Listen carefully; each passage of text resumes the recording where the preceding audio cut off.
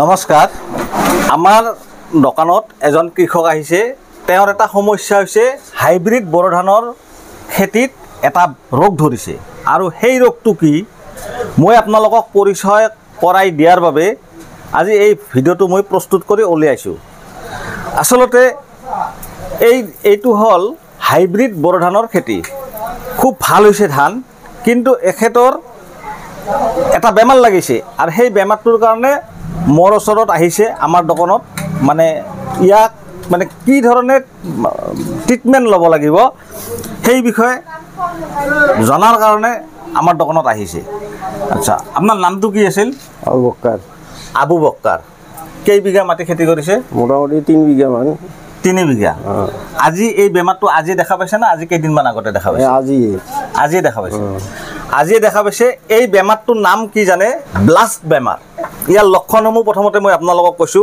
এই নৰাবিলাক দেখিছে এই নৰাবিলাকৰ ইয়াতে কলা কলা দাগ পৰিব এই চাওক এইবিলাক কলা কলা দাগ হৈছে যে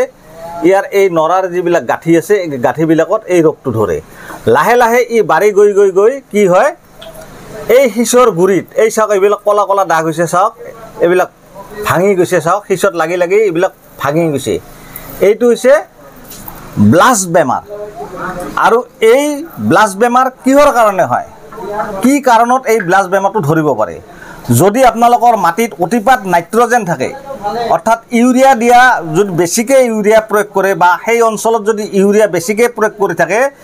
আৰু যদি মাটি হেমেকা হৈ থাকে এনি টাইম যদি পানী থাকে তেতিয়াহ'লে এই ব্লাষ্ট বেমাৰটো হোৱাৰ সম্ভাৱনা থাকে গতিকে ইয়াক নিৰাময় কৰিব লগা হ'লে কি ঔষধ প্ৰয়োগ কৰিব মই আপোনালোকক দেখুৱাই আছো এই ঔষধটো দেখিছে ইয়াত কেমিকেল আছে টেবুকোনাজল আছে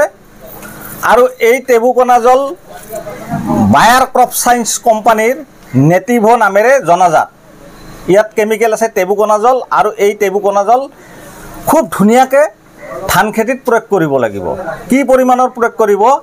1 গ্ৰাম 1 লিটাৰ পানীত প্ৰথমতে আপোনালোকে সৰু মগ এটাত পানী লৈ গুলি ল'ব তাৰ পাছতহে টেংকিত ঢালি দিব ডাইৰেক্ট টেংকিত ঢালি দিলে অলপ মিশ্ৰণটো কম হয়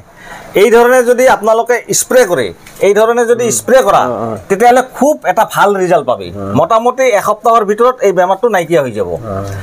এই বেমাৰটোৰ নাম কি ব্লাষ্ট বেমাৰ ব্লাইট নহয় কিন্তু ব্লাইট বেমাৰ বেলেগ হা ডাইনোমিল্ডো মানে ধানৰ বিভিন্ন বেমাৰ থাকে হা কিন্তু এই আপোনাৰ যি বেমাৰটো ধৰিছে এই বেমাৰটোৰ নাম হল ব্লাষ্ট বেমাৰ গতিকে এসপ্তাহ পাছত ৰিজাল্ট আপুনি পাই যাব ভাল ৰিজাল্ট হ'ব ইয়াৰ আগৰবাৰ এটা মই ভিডিঅ' দিছিলোঁ আপোনালোকে পাইছে নিশ্চয় যে জিকাৰ যিবিলাক কলি শুকাই যায় হালধীয়া পৰি যায় সেই খেতিয়কজন আজি আহিছে তেখেতৰ মানে 80% বেমাৰ ভাল হৈ গৈছে গতিকে মই এইখিনি আপোনালোকক ক'লোঁ ধন্যবাদ।